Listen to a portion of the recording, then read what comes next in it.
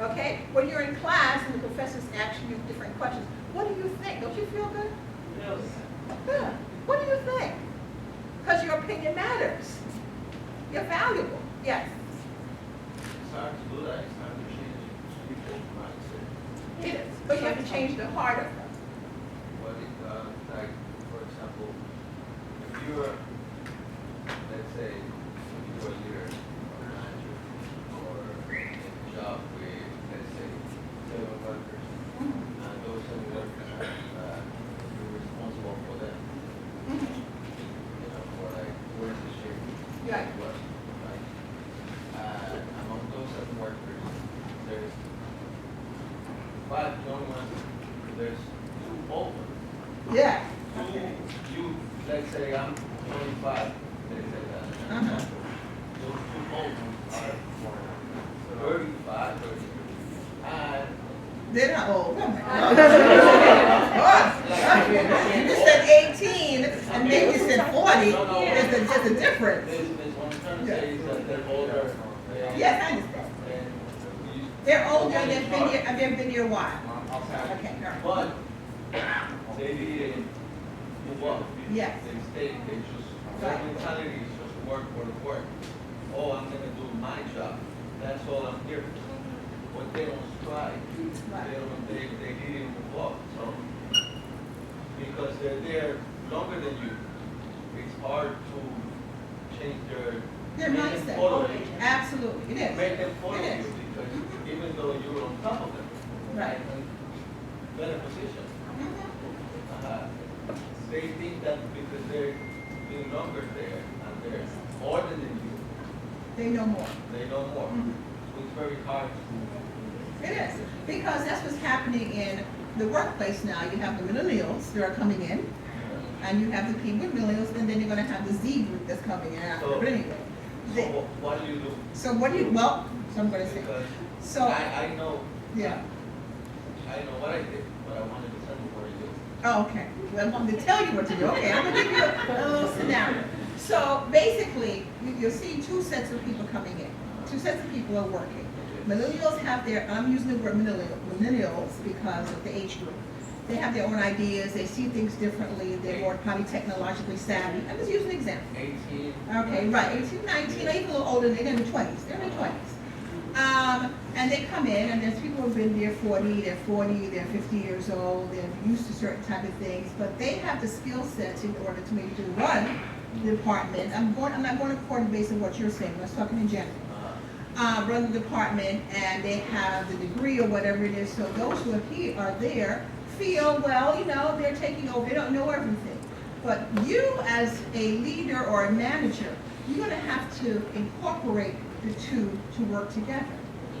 Okay, so I think more importantly, that's what I'm trying to say, is the motivation of the individuals who have been there for a while, that they offer valuable skills. So certain, what people do, that sometimes they do workshops, they do little seminars to show that how people can work together as a team. And the value that that person has who's been here for the longest as far as their knowledge base. And there's certain things that are known. Sometimes what they do, they pair people up together. They pair folks, younger ones with the older ones, they pair them up. So therefore, you feel an investment into what's going on. So it's because it's a mindset. You have to work from the mindset and the hearts of people that they are still valuable. And that's what it is. If a new person comes in and they have the necessary skills to run, that's who they're hiring, fine. But you are there, and that person that's new cannot make the new older person feel that they're not valuable. So therefore, they also have to be taught and to be seen, and so on and so forth, that both skills, both individuals, both people are valuable to what is going on. And the leader would incorporate their skill sets into what is going on. They have to. You can't say, well, you're just running this and you're just running that, you do this. But the other person, but the person who's leading cannot bypass who's already been there. You can't. You can't, you have to incorporate their knowledge base into what is. Because sometimes, most of the time, it's really new technology that is really the difference, or how technology works. Really, that's what it is. They view things differently, it's quicker, it's faster, they may not have certain skills, as far as that is concerned. Or they have some way of doing things. Or doing, exactly. And some things, and people want things instantaneous, okay, because there's a microwave philosophy attached to that. Okay, everything is done quickly, because technology is quick. All right, you don't want to be going through, taking a long period of time, because even in the workplace, you have people coming in there say, why are you doing that the same old way? Now, you as a person who have been there, even if you're used to things, you have to say your inclination should be, you know what, how is that done? Show me. Because you also want to be up on something new as well. Okay? So you sitting back and saying, I don't want to touch. No. You also have to have the mindset to jump in and say, I want to learn something new as well. Okay? The CEO of Apple is not a 20-year-old. They're in their 50s or maybe 60 years old. But he's up on all that's new. So it has nothing to do with that. It's a mindset that you have to change. So it has nothing to do with the age per se, even though there are older workers in there, but they have to be valuable because they have been there and they have sustained over the years, and there's a place for them. Even if it's not in the new place, in the new technology, there's still a place for them. So whoever's the leader will have to work to bridge the gap between the two. And as I mentioned before, it's not easy, but you have to be creative because you have different workers. Yes? So how will you make a person who's a hot-headed? Because in order for you as a leader to make a person follow your lead in a good way, Yes. or your advices, how will you make them, because you gotta be willing to be taken in. Like if she's gonna teach me or show me how to do something, right? I have to be willing to do it. At least I don't know how to do it, but they will. So how do you make a person like? It's not, I think it's a matter of make the person. I think it's the fact to show the value of things. How will you do How? it? How do you show? But I think the value of things is like what the purpose is and how we can make things more efficient. If there's a new system to learn, it's going to make things more efficient and faster. So you're going to get them training. You're going to go to this. Once you go, let's do this because. Right, because it's going to be more efficient. And why? Because you have to show people certain times. Sometimes you don't know. So what usually happens is that Yes. they go their way, they fail, and they come back to you. Right. So Right, so you're talking from experience, because obviously that's your experience. Because I knew that, because that's how you answered, how you stated it, I said, she's had that experience. Yeah, that's what it is, they'll come back, they will. But you have to be willing when they come back so to that it's to your help career, and you try assist. You try not to them go through what you went through, Right. but they don't listen. So Right, that's it. but you have to No matter- understand also that it's just the workplace and how people are at different levels, at different times, and different age groups. Because that's what's happening a lot, okay? It is. Because efficiency is the key. So anytime you work anywhere, you want to look to see what is more efficient and always try to be up on what is new. You have teenagers, some of you have teenagers, you gotta be up on what's going on. You can't sit back and bury your head in the sand and say they're gonna be, oh no. How does that work? What's going on with that? Yeah, okay. You gotta be in on it, you have to. And sometimes it's hard, but also even if you don't know, but you formulate a relationship so that they will want to show you what's going on. It sounds far-fetched, but it happens, depending on the relationship that you have formulated already, that they'll be open to tell you what is. This is what's going on, this is what we do, this is how it works, this is what is. You know what I'm saying? It's one of those things. So you really have to be, as I say, technology is taking over. I mean, technology on a whole is taking over. It's a part of the world that we live in, and you can't bury your head in the sand like it's not there. You can't. Though if you don't know something, if I don't know something, believe me, tell my student, show me what that is. And they show me, and I pick it up because I'm interested. See what I'm saying? I'm interested. So hopefully that answers your question to some extent, or it doesn't, but the idea is that I think it's bridging the two and making sure that these two individuals or these groups of people are valuable to the whole. Because everybody wants to feel that they could contribute.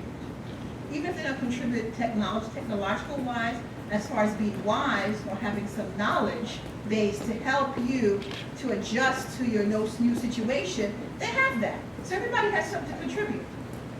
So the leader needs to know that and believe that.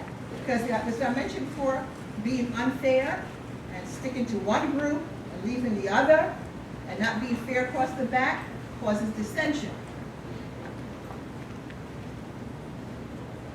Fairness, being fair across. Everything is not fair, but if you know that fairness or the appearance of fairness is going to work better for you, that's what you need to do. Yes. Let's say you work together with somebody Yes. in the job place and the person goes to a leader or a manager and report to them, you want to do your job. That you're what? Not doing a good job? Yeah. So Okay. what is you as a leader or manager supposed to do? I'm doing like human resources. Okay. You as a leader are supposed to do, you're not supposed to jump to me and jump to assumptions and say, really, and then take the side of the other person. You have to bring together and communicate, this is what was told to me, and ask the other person. And I would bring two people together, I would, because many times people say things to you, but when in front of each other, they won't. You understand what I'm saying? Okay? But you can't jump to conclusions because everybody will always tell on somebody else. They didn't do their job, they're this. Like when you're in class and a student going to tell the student over there is cheating. Sometimes they are cheating. Because God knows that's one way of cheating in class. People do it. Okay. They write it all over the place. It's on everything. It's on the phones. It's everywhere. Okay? It's cheating. Now, the professor, you know, what can they do? Go and say this person's cheating? What they need to do now, to me, is that I now will have to sanction my class differently. Maybe I'll change exams around. Okay? Because it happens a lot. I mean, I know over at BCC, I'm not saying it's going to happen, but I'm just saying, like take for instance in the sciences, students been cheating left and right because the professor is using the same exam that they use every year. The same exam. Some professors are very astute. They're switching up people. Everybody gets different ones. It might be the same questions, but it's all different kind of ways. You gotta be wise. Okay? To alleviate cheating. If you catch the person cheating, that's a totally different story. But here's somebody say that person's cheating. What does that mean to me? I don't know. I didn't see them. Did I see them? If I see you cheating, that's a totally different story. But to alleviate the cheating, I need to put certain things in place so that you're not apt to cheat. So you can look at the next person's paper and get all them numbers, whatever is wrong. I mean, it's just the way it is. So moving on quickly, they don't hide their mistakes out of fear of appearing weak. As I mentioned to you, an authentic leader. They are mission-driven and focused on results, outcomes. All right? The goals of the organization comes before their own self-interest. They lead with their heart in addition to their mind. Okay? Lead with your heart in addition to your mind. Because when I talk about being empathetic, being understanding, it's not being a sap. It's not being taken advantage of. It's a matter that you're working with human beings. They have situations, and you have to understand and put yourself in that situation to deal with them. To some extent, they are direct, yet empathetic. Okay? Because you don't like to have sappy people just telling you. You know, you want somebody that appears that they know what they're telling you. No, maybe. I really don't know. You know what I mean? You understand what I'm saying? Many times, we like to have, if Obama was up there, I'm using it as an example, talking, well, maybe they're going to bomb us. Maybe this may happen. You know what I mean? You have to be direct and straightforward and know what you're talking about. Because people like to be led by folks that have some authenticity, have some knowledge base, appears that they know something.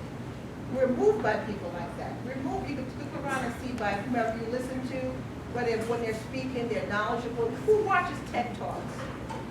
Watch any TED Talks? Who likes those TED Talks? They're very good. They're very good. And these are just ordinary people that have something to say, and they get up there and they talk, and before long, and everybody's, oh my God, did you hear what they have to say? You know, because their appearance, and they've done the work, and they're knowledgeable, and you want to listen to them. Yes. No, and I just wanted to add something, actually, it was actually part of the workshop, one of the workshops that we had yesterday. Yes. That say it with confidence, because how you Yes. say things matters. There you go. Because actually, the information matters, but it's actually how you It's how you say it. So if you Exactly. feel maybe, or Right. you feel like stumbling, they're not gonna. Yes, they're not going to believe you, right? So you speak with passion, you feel with conviction, because you know when you feel a certain way about something, how you speak. All of a sudden, your body becomes erect, your eyes are straight, and you have this your voice exactly and very curt, what you have to say, because you're convicted about it. Okay, all right. So you speak with confidence. You're absolutely right. You're right. Okay. Moving on, they focus on the long term, the big picture, not just the short term, the large picture, down the road. It's like when in Harlem, when they were talking about how Harlem was going to change, and people say, "Oh no, I'm not buying none of them brownstones. Oh, I want to get out of Harlem as fast as possible." Now they're thrown out of Harlem, okay, because others have taken over Harlem. Okay, but it was a long vision in the sense, because one of my co-workers, unfortunately, she just passed away. She had bought one of those townhomes for $250,000. She had to wade through one of those brownstones. She had to wade through the drugs and the crack and all of that. But now it's $2.2 million. Okay, that is worth. Her neighbors all are buying them for $2.2 million, and they want to ask her, "Do you want to sell it?" You know, important. Now her family has it, but I'm just trying to say she never wanted to sell it because you know what I mean. It's a vision that you have that down the road, thinks everything is just not going to be done tomorrow, but down the road for anything that you want. Okay, it's just like seeing yourself for where you are currently, and you see yourself 10 years from now. You know what I mean? You want to talk about, you want to think about year by year. But 10 years from now, do you know where you possibly could be? Have you thought about possibly where you could be 10 years from now? Even 15 years from now. Because it seems like far away, but 15 years from now, you could be running a top corporation. Do you know that? You know what I mean? So you're casting that vision and that plan, and you're putting things in place for that future. Okay, so it's not just the short term, it's the long term. And that's what an authentic leader does. That's what a leader does, period. They focus on the long term, not the short term. You have children, you start planning for what they're going to do for the future. You want them to go to college? That's what you have planted in them from now, as 1 year old, to when they become 17, 18, they're going to college. So in their mind, that's the vision that you plan, and you plan accordingly for them. Okay? And I hate to say, and I'm going to be on my soapbox, but people of color, we don't do that. And we should. Start planning for the kids that we do have down the road, that they will have a different lifestyle and something better than what we have. Even though we're doing good, we want to need to do better. Great. Okay, they take time to have the patience to nurture their followers, which usually pays dividends in the long haul. Anything you do now has an outcome at the end. Anything you do now. You're planning for your education right now. It might be hard. I don't feel like being bothered. I don't feel like being here. Why am I here today? But down the road, some of the same little thing you heard today might motivate you for something else that you need to do. So everything has a purpose. Even if it seems boring, I don't want to be bothered. There's something that you hear that you'll hear again. And you say, "Oh my gosh, yeah." Okay? All right. Examples of authentic leaders. Steve Jobs, that I mentioned before. And if I did, you know, he's passed away, the late Steve Jobs. He used to be the CEO of Apple. But he spoke openly to others about his failures. Because, you know, his whole book talked about, as far as his education is concerned, he didn't graduate from college. He looked at it as a failure, but it worked out for him because he had another plan. All right, he was a very bright, intelligent man, a little bit obsessive and obsessive-compulsive, but nevertheless it worked for him, you know what I mean? But I'm just trying to say, his plan now turned into Apple. See what has happened? What he did is in his garage with his friend. In his garage, that's where they started. All right? So he gained followers' trust by being good at building their self-image. In other words, encouraging his team at Apple to continue developing better products. So every time they keep coming out with new products. And that's what they're now continuing to do. Get better products, get more efficiency, okay? Take over the world, run things. That's it. That's their mindset. They hire people of such that fall into that category. Next person, Oprah Winfrey, former television host. She had a vision herself. You know her failures, you know her life. You know she had a lot of obstacles to deal with and still dealing with. She always talks about her weight, you know, weight fluctuates and so on and so forth. But she has turned, okay, those lemons into what? Lemonade. She has made it work for her, okay? She's not afraid to show emotions when she was in her talk show. Her talk show was always #1 for so many years. Okay, she also did movies. She has a movie theater, not movie theater, she has a movie production company. So all those type of things, and now she's doing Weight Watchers, amongst other things. But nevertheless, if you see what I'm saying, is that you start up with a vision, you also get followers, because when she had her talk show, she had a whole lot of followers for all those years, for 20 years. And she's done it. Is she any different than you? How she started out? No. Yeah. But she made it happen. Okay.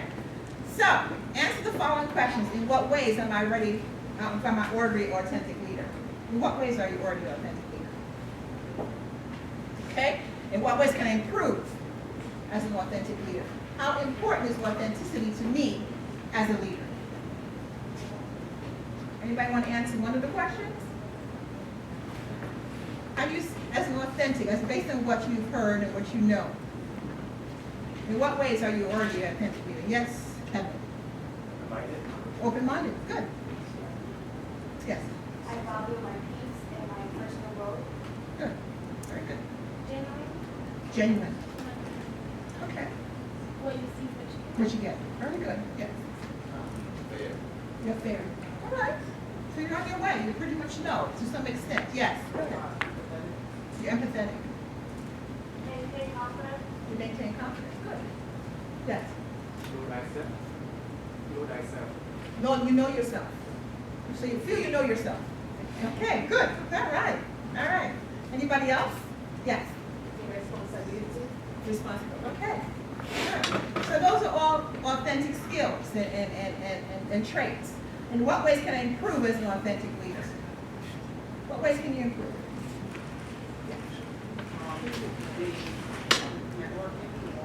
Networking more and more. How many of you like networking? Like to network? How many of you feel comfortable networking? Like if you're thrust in a room with different people, company leaders, business people, you'll be able to work the room, just walk around, talk to people, like, hi, how are you? My name is so-and-so, da-da-da-da. You get able to do your little elevator pitch. How many of you can do that? Yes, elevator pitch is like, they give you about a few minutes, you get in the elevator with someone, let's just say, you got the elevator with Trump.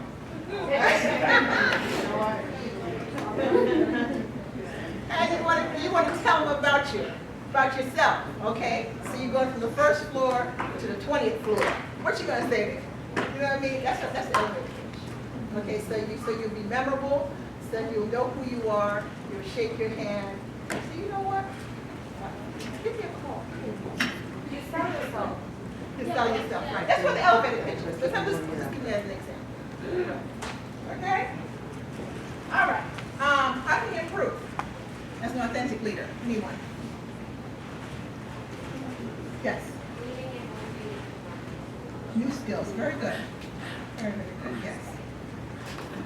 Yes. Yes. Alexandra. More control. Is it Alexandra or is my eyes going? Adelaide. Adelaide. Okay. All right. Yes. Be more in control of my Be more control of emotions. Very good. Right. That's a big one. Emotions are wonderful. We all have them. We all have to express them, but we have to control them. All emotions, we have to control them and use them in the right context. Otherwise, when they get out of control, it sometimes will damage the reputation that we have, as you can see. That help you to move ahead. And once people have a vision of you a certain type of way, it's hard for you to undo that vision. you know, what they see you as. It's unfortunate, but that's the way it is. All right, other than if you're a star, you know, Kim Kardashian. You know, but I'm the same. Anybody else? How about you, sir? In what ways can you improve being an authentic leader? Yes, you.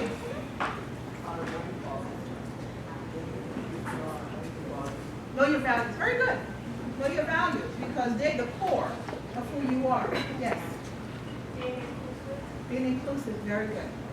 Very good. You work with all kinds of individuals, different lifestyles, different groups of individuals, and how are you going to deal with that? Being diverse. Diversity is part of the century that we're living in. Everyone is there. Whether you like them, whether you like their lifestyle, behaviors, or whatever, you have to learn to get along. Okay? Yes. You have to know your strengths and Your weaknesses, yes. Very good. Anybody else? Good. Be honest with yourself and others. And Evan? Okay. Yes. I think also having a positive attitude with others, you have to Yes. smile. You engage them. You engage them. People want to be engaged. Right. Appearance, yes. Yeah, it's like when students come to college for the first time, you know, new students coming in. If the staff is rude, the people that's working there, you're not even being engaging. I mean, do you want to stay at that college? I'm like, no. You know, the registrar's office is always a bone of contention in any college, and bursar, because it's money, and it's also dealing with, you know, students' records and so on and so forth. But what it is that because the amount of work, especially when they overwork, people have this tone at the window. Next. You know, they give you a tone or they talk to you. I'm just being real, that's what happens. You know, it is. Because studies have been done in reference to colleges that registrar's offices are rude. The financial aid office, sometimes bursar, and registrar office are the rudest offices. Because people are overworked, you know, especially at these times of certain times of the year, you know, and it's like a factory. Who's next? What is this? And everybody's coming telling their story and like, it's a lie. It's true. It's true. So people get overworked. So if you're overseeing that group of people, you need to, you know, you need to now be able to move people at certain times in the window because some people are not window people. Some people should not be in the front. They're not. Yes. Right. Exactly. Right, DMV, yes. Even though the DMV now is a little bit automated and they have a little different system, so it's a little bit different. But public assistance, yes, they have the reputation of so they still have to be working on that because everybody is valuable and their circumstances doesn't dictate where they're going to be. So you need to handle them as not just a number, but as someone important. Okay, that I need to get particular things done and I need to get help in order for me to do what I need to do. Right, sure. So those things have to be changed. But what it is and what comes across at times is the attitude of people towards the people that they are working for. Okay? Because sometimes they've seen stories and lies and they have an attitude and it comes across. So even if you hear the same lie over and over, it's not for you to now make a determination as to how I'm going to treat whoever it is. Right. Because that's not your job. Your job is not that. Your job is to collect what you need to collect, ask some particular questions, and give them services. That's it. Your job is not to tell people, look at them, oh, you know you're lying. You know, and give them all. No, it's not. It's not. That's not what your job is. That's not what they're paying you for. Okay? That's somebody else to assess behind the scenes that this is not correct or they need more information or whatever it is. It's not. Okay? So. Moving on quickly so we can move on. Finding authentic self. Support your self-esteem. Think about your beliefs. This is how you're going to do it. If you look at this person's in the window here, you see the puzzle at the face? Create yourself.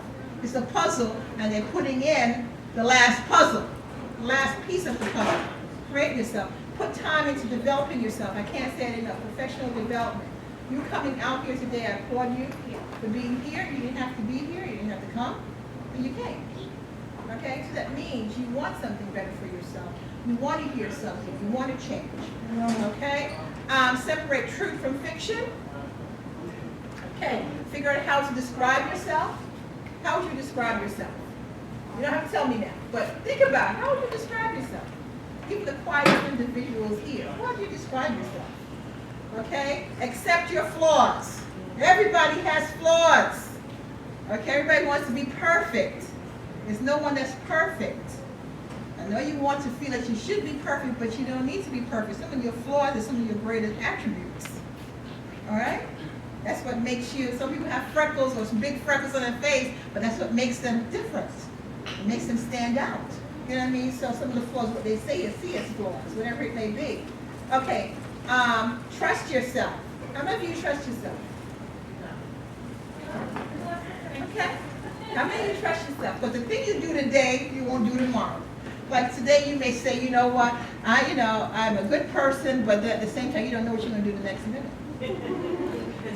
You might lie. You might cheat. You know what I mean? Do you trust yourself? Do you trust yourself? That is the key. All right. Next, don't put on a different face personality for social events. We're not talking about networking. Networking, you put your best self forward. We're talking about the core self. Who are you? Being somebody else every second. Every minute you're someone. Today I'm this, tomorrow I'm that. Who are you? I have students that, that's all, but some that lie. I mean, they just tell some lies that I was like, really? Okay. Then the next minute they tell me another lie. And the next minute they tell me another lie. So in my mind, you're like having the mindset, wait, God, these students are lying. But at the same time, you understand as a professional that there's a reason why. To the core of themselves in reference to self-esteem, who they are, they don't feel good about who they are. So they have to make up lies in order to fit in or let me believe that they are important. Okay? So you go along with it, but you don't treat them any differently. But you could bring it to the forefront of things. Like, listen, you told me this yesterday, told me that yesterday. Which one is it? And then some of them will confess and some of them will not, but she's okay. Because, that's how they feel. But nevertheless, you know that when you see individuals doing things like that, there's a perpetual liar or perpetual anything, there's a core underneath that they don't feel good about who they are. There's a self-esteem attached to it. And they have to come to the point of acknowledging that so they can get help and assistance. Okay? It's just like an alcoholic. What's the first thing they tell the alcoholic? What's the first thing? Stop drinking. No. Admit that you are an alcoholic. You have to admit anything. So even if you admit to me, admit to yourself in your own private moments. This is what I am. This is what I am. This is what I do. And try to analyze why did I do what I do, and then try to get some help to change or make strides towards changing. All right? And, and my last one, stop lying. Stop lying. Stop lying. Okay, moving on. Benefits of becoming your authentic self, a whole listing of there, being happier, feeling a sense of fulfillment. You know what I mean? And these all sound altruistic. It sounds like fairy tale, but it's not. It is. You know what I mean? Once you understand who you are, what you're about, you'll feel better and happy because I'm not pretending to be something I'm not. So naturally you're going to be happy. Okay? I don't have to be this and I have to be that. Okay? Decision making becomes easier, awareness increases, truthful to self and to others. Because the truth, you got to tell yourself. Sometimes you don't want to tell yourself the truth, but you got to tell yourself the truth. Do what you really want. Do what you love. Very important factor.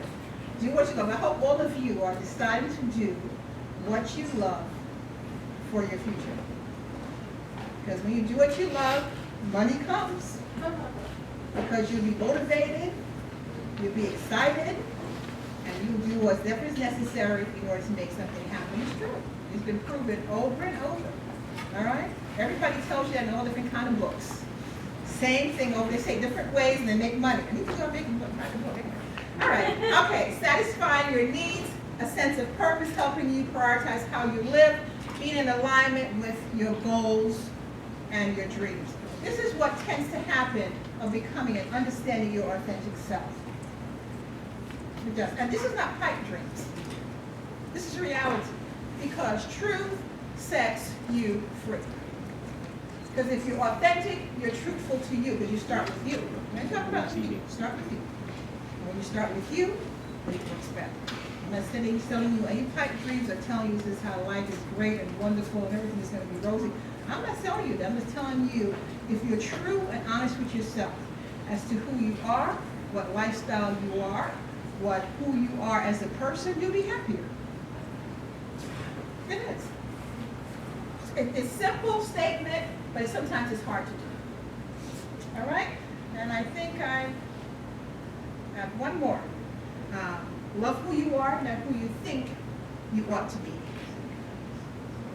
Or what other people think that you ought and should. All of us are born with something special to share with the world. Don't listen to those who will tell you otherwise. You count. You're amazing. Not like Jesus say, but you are, because you got to believe you're amazing. You know, people in their mirror every day, they look in the mirror, and they have the little post-it notes. You're amazing. You're a star. How many people watch Mary Jane? Being Mary Jane. Anybody watch it? Right. Mary Jane, being Mary Jane had those little post-its up on her mirror. Everywhere. Yes, I'm beautiful. I'm this and that. And people may say, you know what? That's crazy. But it's a reminder every day. When I go brush my teeth, you know, I'm all of that and this. Because you sometimes got to hear, somebody will tell you, but you got to hear it and know that's what you are. You're amazing. You're perfect just as you are. Don't try to be someone else. It doesn't work. Don't try to be something for someone else. That's different. Don't try to be something else, but don't try to be something for someone else. Follow your own counsel always and trust your heart. Trust your core. Find the core of who you are. I'm not talking about what station, what role you play. Who are you?